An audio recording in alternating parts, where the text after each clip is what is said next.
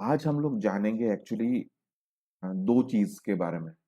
First हो गया x lookup और दूसरे होते हैं think from one Google sheet to another Google. लेकिन उसके पहले हम लोग जानेंगे एक्स लुकअप को। आप ये चीज वी लुकअप से भी कर सकते हैं, लेकिन मुझे एक्स लुकअप थोड़ा ज्यादा इजी लगता है। तो इसीलिए पहले हम लोग एक्स लुकअप में काम करेंगे। उसके मतलब साथ ही साथ साइमल्टेनियसली उसके बाद ही हम लोग थिंकिंग का बारे में जानेंगे from one sheet to another sheet. मैं ये वीडियो को इंग्लिश भी बना मैं कोशिश करूंगा कि इंग्लिश में भी एक वर्जन लेके आऊं, लेकिन फिलहाल हिंदी में ये चीज हम लोग करते हैं। तो देखिए, ये शीट ए जो है, यहाँ पे गौर कीजिएगा। ये देखिए, ये शीट ए है, ठीक है। और दूसरा मैंने एक शीट दिया शीट बी में, ठीक।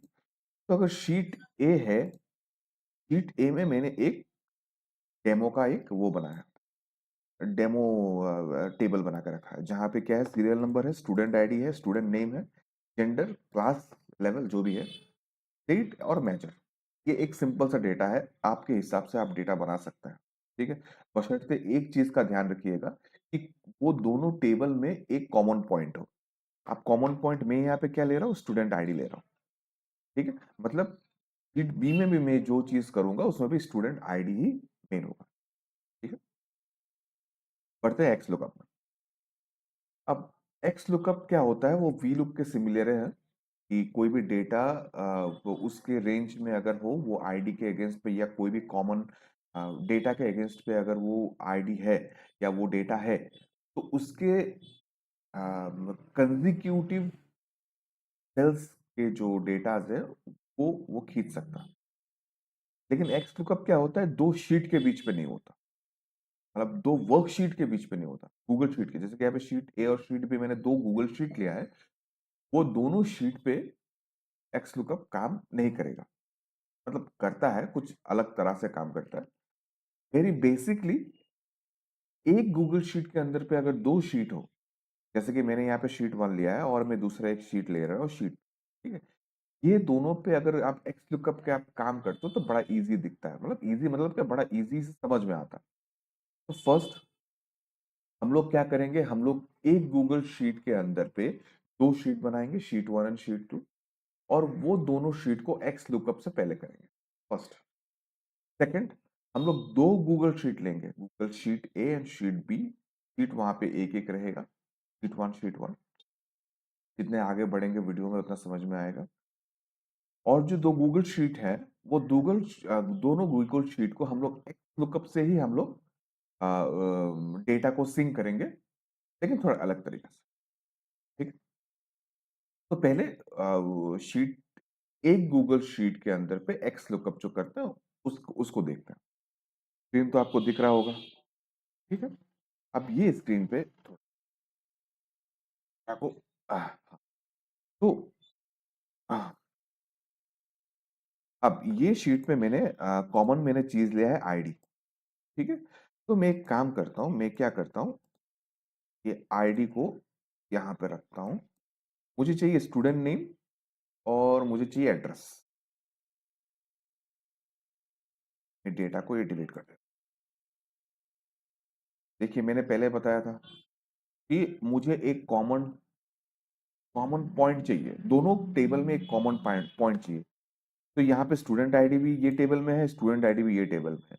तो ये स्टूडेंट आईडी को लेके मैं दोनों टेबल के डेटा को मैं यहाँ पे खींच सकता हूँ, पुल अप कर सकता हूँ। अब कैसे करूं, एक्स लुकअप, ठीक है।